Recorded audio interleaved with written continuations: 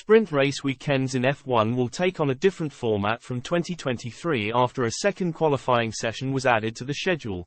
Max Verstappen has lost his battle to have F1 stay as it is, with the sport confirming on Tuesday that drastic changes have been made for sprint weekends in 2023.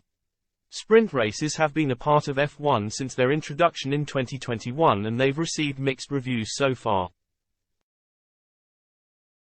One of the main arguments against them was that drivers were less inclined to put Sunday's race at risk, as their finish in the sprint would determine the grid position for the main Grand Prix. It often led to predictable sprint races with little track action between drivers, but proposals were made this year for big changes to help alleviate those concerns. A separate second qualifying session just for the sprint was proposed in a standalone event not affecting Sunday's Grand Prix. Verstappen was one of the main drivers to speak out against the changes, insisting sprint races are not in the DNA of Formula One. "I hope there won't be too many changes, otherwise I won't be around for too long," he added. "I am not a fan of it at all. When we do all that kind of stuff, the weekend becomes very intense, and we already do a lot of races. But it is not the right way to go about it." But the two-time reigning F1 world champion has been unable to change the mind of those in charge of the sport.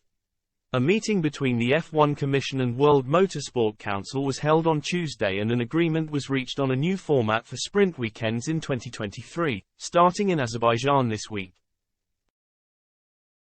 The new schedule will see just 1 hour-long free practice session on Friday before qualifying for Sunday's race takes place later that same day.